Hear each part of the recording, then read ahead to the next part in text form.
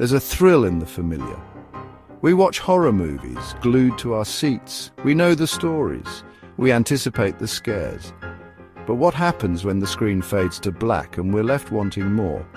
For me, that's where the real journey begins. It's about stepping beyond the safety of fiction and into the heart of places where horror etched itself into reality.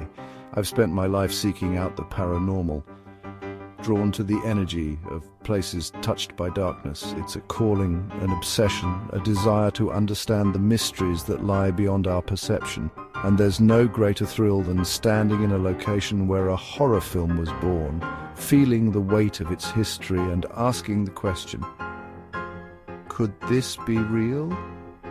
This journey has taken me to some of the most infamous, haunted locations on Earth. Places where the line between movie magic and genuine terror blurs.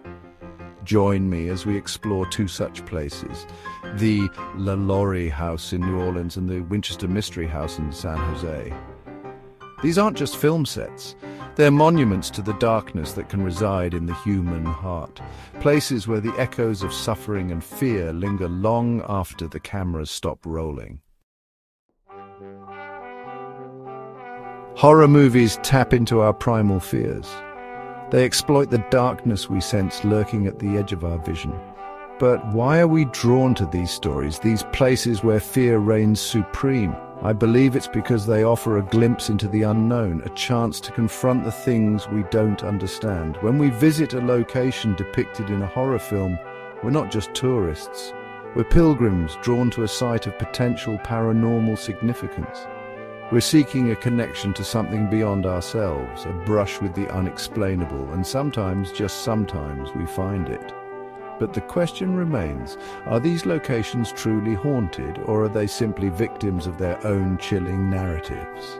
Have years of storytelling, of fictionalized accounts, imbued these places with a darkness that isn't inherently theirs?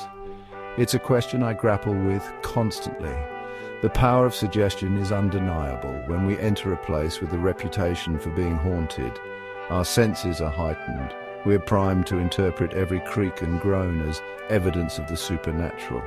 But what if there's more to it than that? What if some places hold on to energy, to emotions, to the residue of past traumas?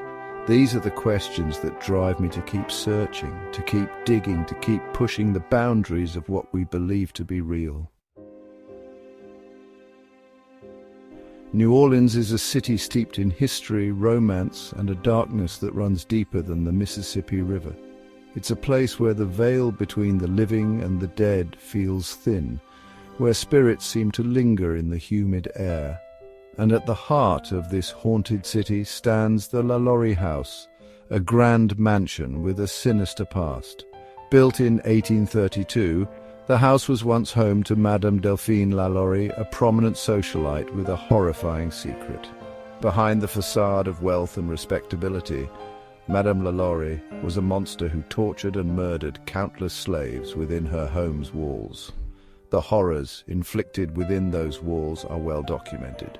Slaves were found chained, mutilated, and subjected to unimaginable cruelties. When a fire broke out in 1834, revealing the true extent of Madame LaLaurie's depravity, the public was outraged. She fled the city, never to be brought to justice. Today, the LaLaurie House stands as a chilling reminder of the darkness that can lurk beneath a veneer of civility. It's a place where the weight of suffering is palpable, where the air feels heavy with the anguish of those who were brutalized within its walls.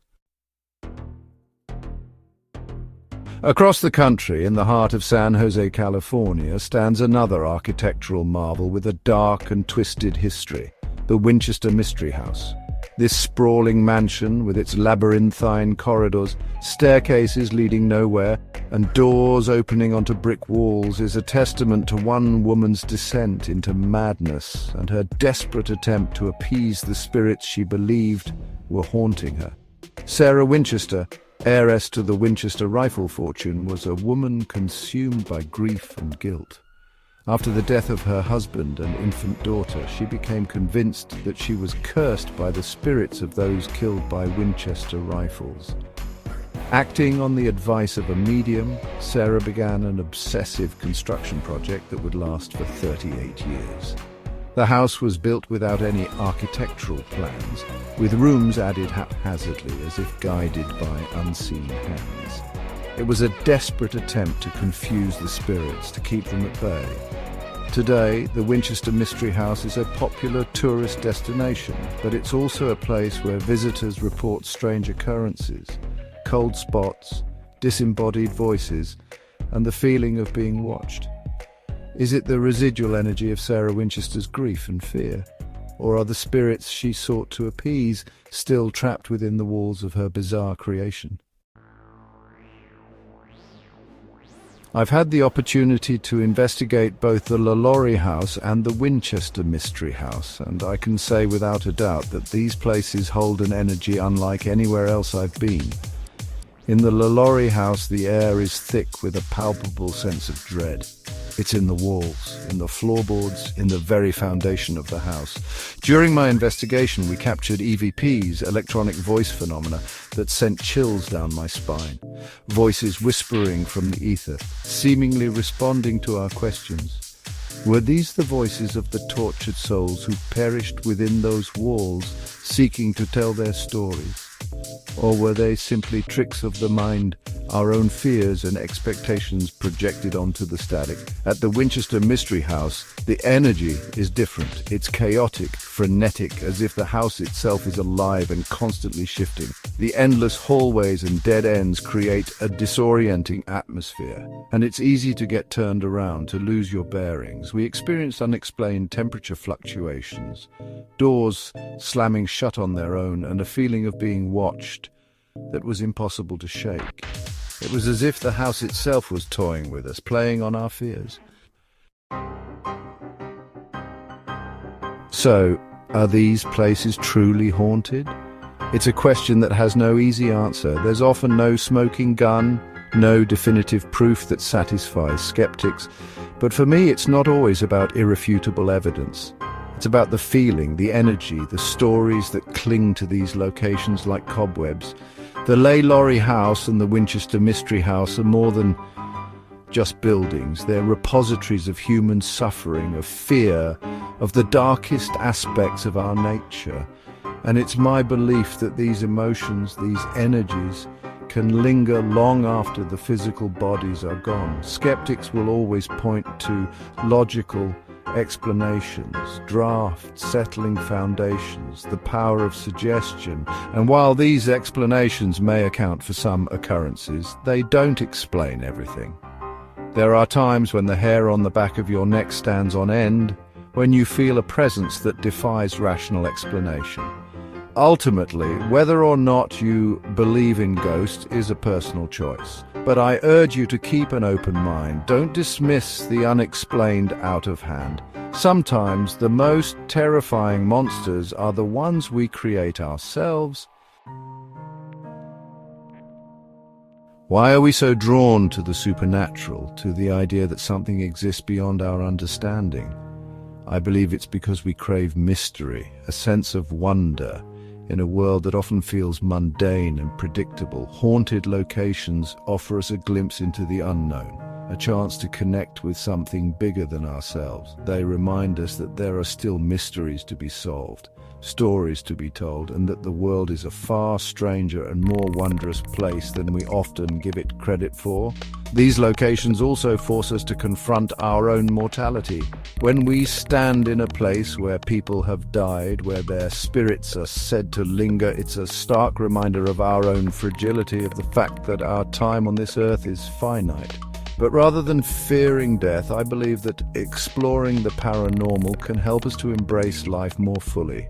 It reminds us that every moment is precious, that we should make the most of the time we have, and that there's so much more to this existence than what we can see and touch. Whether we believe in ghosts or not, there's no denying the impact they have on our culture, our history, and our psyches. Haunted locations become woven into the fabric of our communities, their stories passed down through generations, shaping our understanding of the past and our relationship with the unknown. These stories, whether rooted in fact or fiction, serve as cautionary tales, reminding us of the consequences of our actions and the importance of treating each other with compassion and respect. They teach us about the power of belief, the importance of facing our fears, and the enduring nature of the human spirit. Even if we dismiss the paranormal as mere superstition, we can't deny the very real impact these beliefs have on our world. Haunted locations attract tourists, generate revenue, and provide jobs. They inspire artists, writers, and filmmakers, fueling our imaginations and shaping our cultural landscape. In a way, ghosts, whether real or imagined, connect us to something larger than ourselves.